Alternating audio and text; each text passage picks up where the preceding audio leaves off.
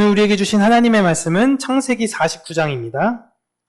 창세기 49장 29절에서 33절까지입니다.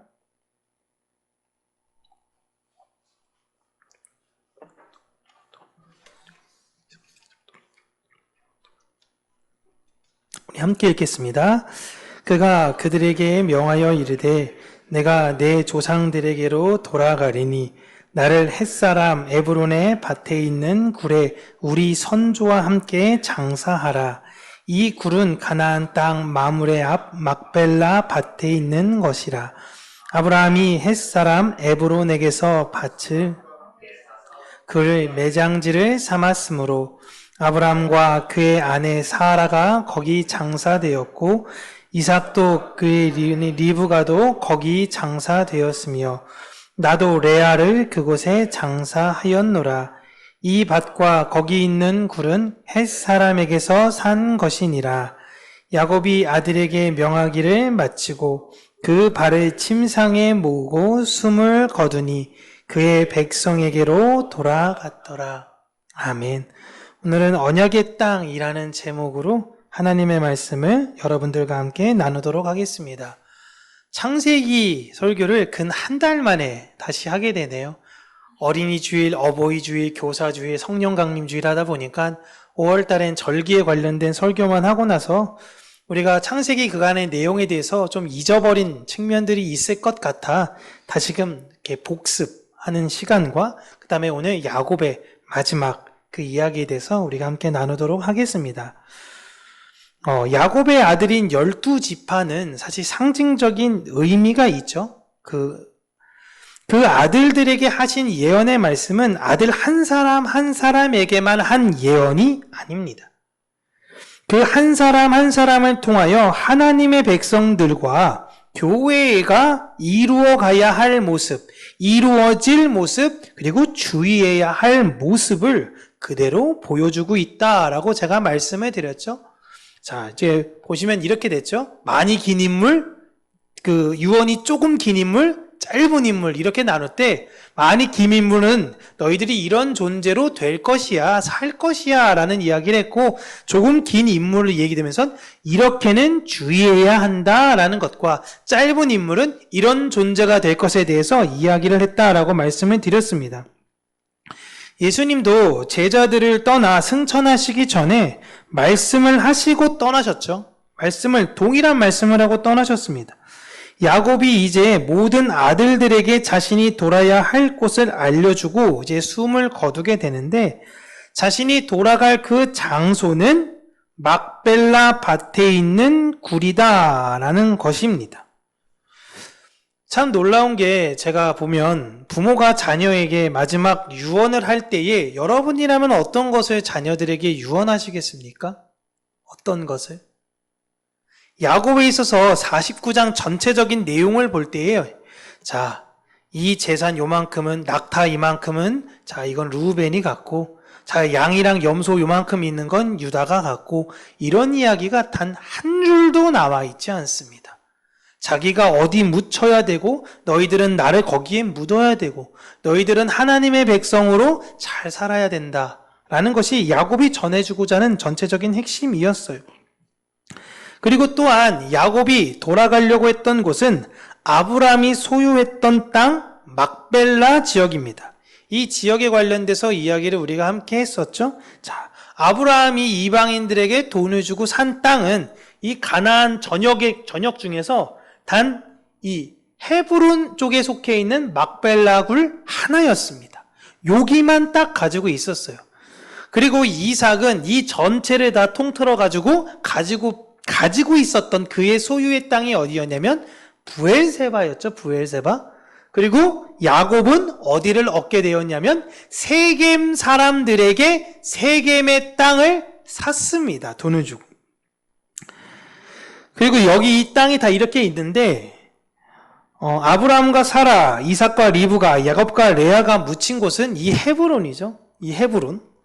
그렇다면 왜 궁금한 것이 이 다음 세대 야곱 그 이후로는 이 막벨라굴에 묻히지 않았느냐라는 것이 핵심입니다. 하나님께서 아브라함에게 이 땅을 주시기로 약속하셨던 것은 본디 장자들이 이어갔어요. 그런데 실제 보시면 장자들은 사실상 다 아니었던 사람들입니다. 아브라함도 원래는 장자가 아니었죠. 이삭도 장자가 아닙니다. 야곱 또한 장자가 아니었어요. 그러나 하나님이 그들을 장자 삼아 주셨고 하나님의 언약을 그들을 통해서 이어가셨습니다. 이 장자의 언약이 야곱까지만 딱 한 사람씩 대표로 묻었어요. 이후로는 야곱의 아들들은 이 장자로서 막벨라 굴에 이제 묻히는 것이 아니라 훗날 이 가나안 땅 전체를 차지하고 각 지파별로 그 땅을 나누어 그 땅에 속해 거기에 묻혔기 때문에 이제 더 이상은 막벨라 굴에 들어가지 않아도 되는 것이었습니다. 그 땅으로 인해 나중엔 북이스라엘과 남유다로 나뉘어졌을 때에 이것이 논쟁이 많이 되었거든요. 북이스라엘 경계가 이렇게 나뉘어지고 나서 북이스라엘 사람들은 예배를 드리는 핵심적인 장소를 어디로 삼았냐라고 보면 이 세겜이었습니다. 그렇다면 남유다 사람들은 어디를 예배를 드리는 핵심의 장소를 삼았냐? 바로 헤브론에 있는 예루살렘이 자신들의 핵심이었죠. 지도를 하나 더 보여드리면 이렇습니다. 이 세겜에 있어서 예배를 드렸던 핵심의 장소가 있는데 이 산이 바로 이 그리심산이라는 곳이에요. 세겜은 이 그리심산과 에발산 사이에 있는데 이 장소에서 가장 처음 무엇을 했냐면 율법을 낭독했습니다. 그리심산에 6개 지파가 올라가고 에발산에 6개 지파가 올라가서 하나님에 대해서 긍정적인 이야기를 했을 때는 그리심산에서 아멘, 부정적인 이야기를 했을 때는 에발산에서 아멘하며 하나님의 뜻이 그대로 이루어질 것이라는 것을 강조했어요. 그래서 사마리아를 비롯해 북이스라엘 출신 사람들은 이렇게 중요한 장소이니 사실 막벨라굴이나 부엘세바나 예루살렘이나 이런 장소보다 가장 중요한 전통의 장소는 바로 어디냐? 세겜이라고 생각했어요. 그리고 세겜은 누가 샀다 그랬죠? 야곱이 산 땅이잖아요. 그렇기 때문에 너무 중요한 땅이다라고 생각을 했어요. 영적인 상징적인 것이죠. 그래서 요한복음 보면 예수님이 사마리아 여인과 우물에서 대화를 할 때 이런 대목이 나옵니다. 여자가 이르되 주여 내가 보니 선지자로소이다. 우리 조상들은 이 산에서 예배하였는데 당신들의 말은 예배할 곳이 예루살렘에 있다 하더이다. 아멘. 여자가 말하는 이 산이 아까 어느 산이에요? 그리심산이에요. 그리심산. 그리심산의 자체는 그 세겜이 우리의 예배의 핵심이다라고 이야기를 하는데 이 기간이 굉장히 오랜 기간 예배를 드렸습니다. 그러니까 그렇게 예배 드리는 것이 사마리아 사람들에게는 너무 당연했던 거예요. 그러니까 우리는 이 산에서 계속 예배를 드렸고 이게 옳은 줄 알았는데 유대인들은 예배하는 곳이 예루살렘에 있다고 하던데 도대체 어디가 맞나요? 라는 질문을 했었다는 것이죠. 이 당시에는 성경이 아주 귀해서요. 회당마다 성경 전체, 구약 성경 전체를 갖고 있는 회당이 거의 없었습니다. 거의 없었어요. 그냥 랍비들이 가르치는 것이 당시에 법이 됐던 경우가 많았어요. 예를 들어서 그냥 몇 개의 그것만 있는 거예요. 이사야만 갖고 있는 것도 있고 예레미야를 갖고 있는 것도 있고. 그러니까 왜냐면 이걸 필사했어야 되거든요. 그러니까 굉장히 비쌌습니다. 중세 시대에 따졌을 때는요, 이 성경의 가치가 지금 하나로 따졌을 땐 거의 한 권당 2억 정도 했다라고 이야기를 하죠. 저희 교회 성경책 한 권도 없는 거예요. 2억짜리 성경책 하나를 하기 위해선 저희 교회 2년 예산을 아무것도 안 쓰고 다 거기다 쏟아 부어야 되거든요. 책을 가질 수가 없죠. 조그만 회당이 있어서는요. 그렇기 때문에 중세 시대도 보면요. 이게 다 지역마다 나라가 다르잖아요. 프랑스도 있고, 독일도 있고, 영국도 있고 다 다르는데, 설교할 때, 이 사제들이 설교 언어는 꼭 라틴어로만 했었습니다.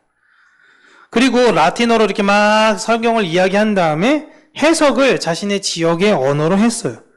그래서 사람들이 갑자기 막 성경 말씀 라틴어로 이야기했는데 무슨 말인지 하나도 모르겠거든요.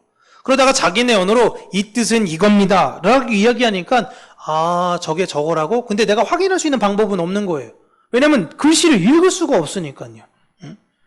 엉뚱한 해석을 해도 그 말이 성경 말씀이다라고 오해한 거죠. 이 여자도 대표적인 피해자입니다. 그냥 여기서 예배 드리는 것이 옳아 하니까 그냥 옳은 거예요. 그래서 계속 여기서 예배를 드렸던 거죠. 그래서 많은 성경 개혁가들이 이제 성경 번역 작업을 많이 하게 되었고, 이것이 전 유럽에 퍼지게 되었는데, 이제 놀라운 건 이제는 성경을 번역을 하니까 성경을 안 읽게 되는 안타까운 시대가 되었습니다. 그리고 성경을 잘 이렇게 번역을 했음에도 불구하고 이 성경이 똑같은 한글인데 너무 엉뚱하게 해석하는 사람들이 많아졌어요. 이젠 우리나라에 자칭 하나님, 자칭 예수님이라는 사람이 몇 명인지 계수하기도 포기했습니다. 몇백 명 넘는데요, 이젠. 예전에는 한 50명 그 정도 있었는데 이제는 몇백 명이 넘어가지고 이단 사이비에 들어간 사람들만 지금 몇 명인지 뭐 200만이라고까지 얘기하더라고요. 200만 명까지 있을 것이다라고까지 얘기할 정도니까. 분명히 한글로 적혀 있거든요. 그런데도 불구하고 엉뚱하게 해석하는 사람들이 진짜 많아졌죠. 그런데 여러분, 세겜이건 예루살렘이건 사실 그 장소가 정말 중요한 것은 아닙니다. 하나님께서 성경에서 예루살렘으로 예배하러 가라고 하셨으니까 그게 중요한 거예요. 하나님이 예루살렘으로 가라고 하셨다가 이젠 바꿔 브엘세바로 가. 그러면 그냥 브엘세바에서 예배를 드려야 되는 거예요. 이제 이 세상에 더 이상 성지라는 곳은 없습니다. 하나님이 보시는 거룩한 땅은 우리들이에요. 우리가 바로 성지인 것입니다. 야곱은 막벨라 굴이 성지였기 때문에 거기를 가려고 했던 것이 아닙니다. 그곳에는 할아버지께서 하나님의 약속을 받아 이 가나안 지역을 유산으로 얻게 되었음을 보여주는 상징적인 장소이기 때문이에요. 야곱은 하나님의 말씀을 믿었어요. 원래 그 땅은 이방인의 땅이었지만 하나님의 백성이 돈을 지불해서 얻어 소유 삼은 장소예요. 마치 11조와 같죠. 10개 중에 하나만 하나님께 드렸을 때 나머지 9개도 하나님께 속했음을 보여주는 것처럼 가나안 전 지역이 있음에도 불구하고 상징적인 한 지역이 하나님의 땅임을 보여주기 위해 땅임으로 인해 모든 가나안 땅이 다 하나님께 속했음을 보여주고 있는 것입니다. 막벨라라는 장소가 신비롭기 때문에 중요한 것이 아니에요. 그 장소에 담긴 하나님의 약속과 그 약속을 기억하며 그 약속을 이어가려는 마음이 중요한 것입니다.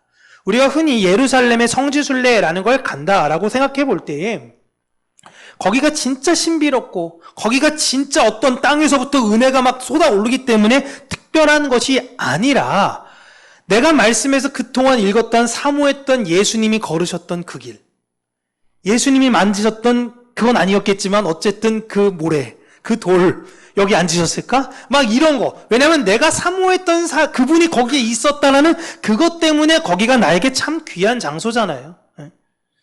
우리가 가끔 좀 이렇게 적절치 않은 비유기도 하지만 뭐 이제 헤어진 연인들 중에서도 보면은 뭐 이렇게 여자나 남자가 뭐 죽었을 경우에는 그 사람과 과거 여행했던 흔적들을 막 찾아가고 혼자 그러면서 막 추억과 감상에 빠지는 것들을 우리가 종종 보잖아요. 전혀 이런 것들 문화를 안 즐기시니까 저만 저 잘 이해 못하지만 어쨌든 그런 것들 쫙 볼 때 그 장소가 갖고 있는 그 장소가 능력 있는 것이 아니라 그 장소에 있었던 추억, 그 장소에 담겼던 사랑, 그것이 핵심인 거죠. 이 막벨라 굴은 이 땅에 하나님의 약속으로 오셔서 저주의 십자가에서 자신의 피값을 지불하시고 이 땅에 있는 저주받은 백성들에게, 이방인들에게 자신의 피값을 지불하시고 그 약속을 이루어내신 그 곳을 의미해요. 예수님께서 그곳이 어딘가요? 자신의 피값을 주고 우리를 사신 그곳. 십자가입니다. 십자가. 야곱이 약속의 막벨라구로 가야 한다라는 의미는 교회가 가야 하는 방향이 어디에 있느냐? 모든 성도가 지향하는 방향이 어디에 있느냐? 바로 언약의 십자가에 있다라는 것을 보여주고 있는 것입니다. 그렇게 성도는 그 십자가를 향해 가고 싶은 내 마음이 있어요. 내가 가야 하는 곳, 내가 돌아가야 하는 곳은 바로 십자가다라는 것을 아는 것입니다. 그래서 지금도 교회를 많이 떠났던 사람들이요, 계속 헤매는 이유가 뭐예요? 거기에서 무언가 찾으려고 하기 때문에 그래요. 잠깐의 기쁨을 주거든요. 와, 교회 안 가니까 생각보다 시간도 많고 재밌네? 주말을 또 이렇게 활용할 수도 있네? 그런데 그렇게 1년, 2년, 5년 지나잖아요? 나는 왜 이렇게 사는 걸까? 인생의 의미가 뭘까? 또 여기에 빠져들어요. 그러다 잠깐 교회 갔다가 그래 내가 십자가로 가야지 했다가 좀 있다 보니까 또 지겨워. 이거 사람이라는 게 늘 좀 있으면 새로운 걸 늘 원하기 때문에 또 그러다 보니까 떠나고, 그런 반복적인 그 괴로움 가운데 이 세상 사람들이 자꾸 살아요. 우리가 가야 하는 곳의 그 십자가를 우리는 마음을 언제나 잃지 않고, 또한 이 자리에 오신 여러분들을 진짜 환영하고 축복합니다. 마찬가지로 이 십자가라는 것이 막벨라 굴과 동일하게 십자가라는 형틀이 사실 중요한 것은 아닙니다. 그 안에 담긴 의미가 중요해요. 하지만 그렇기 때문에 우리가 십자가를 볼 때마다 때로는 눈물이 나기도 하고 때로는 감격에 겨운 것도 있는 것입니다. 십자가 세공품을 아무리 내 주변에 두르고 다녀도요, 귀신 들린 자 만난다고 해서 그게 막 나를 해결해 주거나 그러지는 않습니다. 부족이 아니에요. 만약 예를 들어서 우리 병명자가 모닝을 타고 다니는데 모닝에다가 다 십자가를 옆에다 붙여놓고 다니세요. 근데 가다가 벤츠랑 박았어요. 그러면 십자가 막 도배를 한 모닝이 벤츠를 이깁니까? 못 이겨요. 못 이겨. 그런 건 그냥 그런 부족의 의미가 아닙니다. 그런데 중세에서는 계속 그런 것이 유래되다 보니까 거기서는 십자가가 어떻게 보면 부족처럼 자꾸만 활용이 되고 있어요. 엑소시즘이라 그래가지고 막 보시면 막 귀신 들린 사람한테 십자가를 막 갖다 대면 이 사람이 막 괴로워하고 막 그런 것들 우리가 볼 때 그런 거 다 그냥 쇼예요. 그러니까 그 사람들 우리가 볼 때 그게 어떤 의미냐면, 여러분 강시 아시죠? 강시 이마에다가 뭘 붙이죠? 부족을 붙이잖아요. 영환대사가 이게 부족 딱 붙이면 강시가 어떻게 되나요? 멈추죠. 막 무술을 하다가 갑자기 멈추죠. 스케일이 달라요. 귀신들이 서양과 동양이 똑같은 거예요. 그 부족의 의미예요. 그냥 십자가의 뜻도 모르면서 그냥 우스꽝스러운 흉내가 내는 것입니다. 드라큘라를 만났어. 믿지도 않지만 십자가 이러면 드라큘라가 갑자기 막 도망갑니까? 예? 사도행전에 그런 사람들이 나오잖아요. 스게와 제사장의 아들들이 막 얘기했다가 도리어 귀신들이 그들을 덮치는 게 나오잖아요. 성경에 이렇게 버젓이 적혀 있음에도 불구하고 사람들은 이 안에서 진리를 찾으려고 하는 것이 아니라 그냥 쉽게 자신의 상식대로만 가려고 하는 것이에요. 그렇게 막벨라 굴의 의미, 십자가의 의미를 우리가 바로 아는 것이 정말 중요합니다. 그렇게 막벨라 굴만 외치던 야곱이 이제 비로소 숨을 거두게 되고 그의 조상에게로 돌아갔다라고 이렇게 이야기하고 있습니다. 그렇게 야곱은 이제 이 세상에서 그에게 주어진 모든 수고를 마쳤다라고 성경은 기술하고 있는 거예요. 그리고 이 모습이 야곱의 모습만이 아니라 이 세상을 사는 모든 교회의 모습이다라고 이야기를 하시는 것입니다. 야곱은요, 어려서부터 딱 원했던 것이 하나밖에 없었습니다. 바로 뭐냐면 장자권이었어요. 장자권. 그러나 그가 바랬던 장자권은 아버지인 이삭으로부터, 어떻게 보면 할아버지인 아브라함으로부터 계속적으로 물려받았던 그런 막대한 재산을 물려받고 싶었던 장자권이 아니었습니다. 야곱이 원했던 건요, 하나님의 약속을 이어가는 사람이 되고 싶었어요. 만약 그가 상속 재산에 의한 장자권만을 원했더라면요, 그 전에 외삼촌인 라반과 함께 있었고 그 집안을 나오게 될 때에 드라빔을 지가 직접 훔쳤을 겁니다. 왜냐하면 그 드라빔 자체가 장자권을 상징하는 거니까요. 그 드라빔을 훔쳤을 거예요. 근데 누가 그 드라빔을 훔쳤죠? 라헬이 훔쳤잖아요. 그래 놓고 막 외삼촌한테 진짜 안 훔쳤다라고. 그러니까 왜냐하면 자기는 거기에 관심이 없거든요. 야곱은 물질의 욕심이 사실 전혀 없었냐라고 보면 또 그렇지도 않긴 하지만 그 마음에는 언제나 하나님의 언약을 품고 살았던 사람입니다. 어찌 보면 참 우리 같죠. 정말 우리 같지 않습니까? 이 세상의 것 포기하고 하늘만 늘 소망하며 살고 싶은데 내 현실을 놓고 보잖아요? 그러면 물질에 너무 집착한 나를 발견하게 돼요. 그런데 이게 아니지. 하늘을 소망해야지. 이 야곱이 우리의 모습을 그대로 투영하고 있는 것입니다.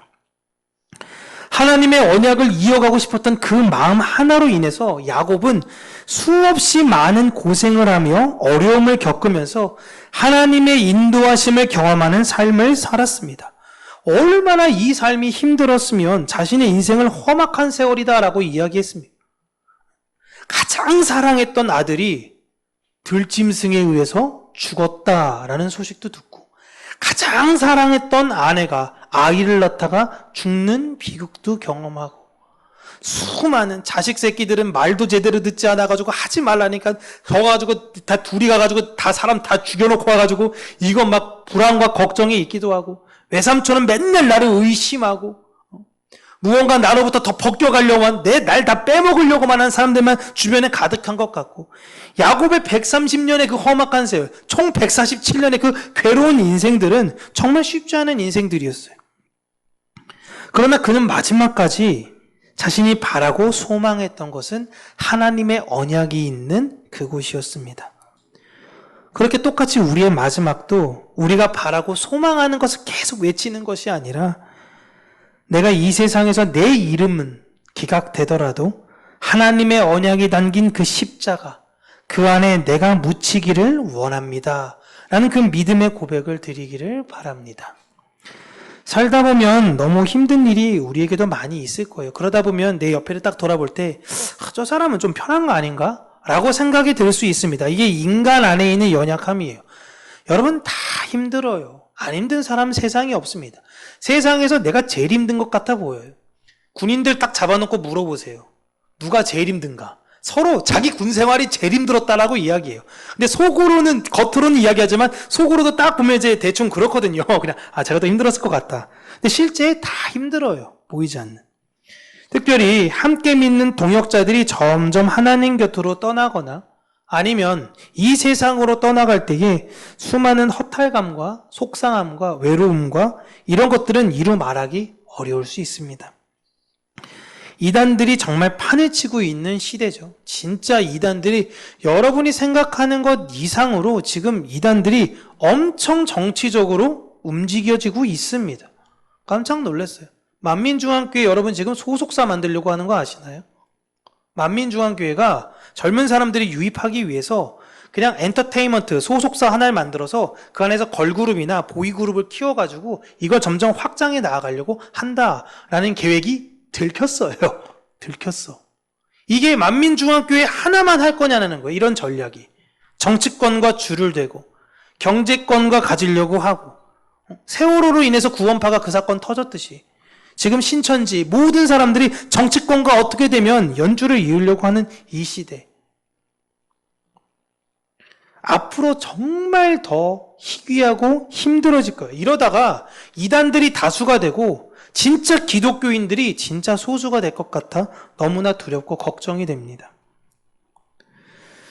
저마다 엉뚱한 해석을 하고, 한국교회가 정신 차려야죠. 한국교회가 정신 차리고 말씀 안에서 복음에 관련된 설교만 이야기해도 진짜 부족할 이 판에 지금 정말 엉뚱한 해석들을 하고 있고, 물질적 건강적 복만을 자꾸만 이야기하는 진짜 이 기복주의의 말씀 시대 속에서 십자가를 붙들며 살아간다라는 건요, 세상뿐만이 아니라 교회에서도 조롱받는 지탄의 대상이 되었습니다. 그러나 사도 바울이 고린도 교회에 이야기했던 것처럼 이 십자가의 도, 우리가 믿고 우리가 나아가는 이 하나님을 향한 이 걸음, 이 언약, 십자가의 언약은 구원받은 저와 여러분에게 하나님의 능력입니다. 이 자체가 여러분 하나님의 능력이 되기를 바랍니다. 힘지지만 수고로이 이 세상에서 우리에게 주어진 사명들이 각자 다릅니다. 그러나 그 사역들 잘 감당해 나아가시기를 바라고요. 결국 마지막 우리를 칭찬하실 그 주님을 기억하고 생각하면서 열심히 오늘도 훈련받아 하나님의 은혜와 사랑을 이 세상 가운데 잘 증거하는 저와 여러분 우리 평강교회가 되기를 바랍니다. 기도하겠습니다.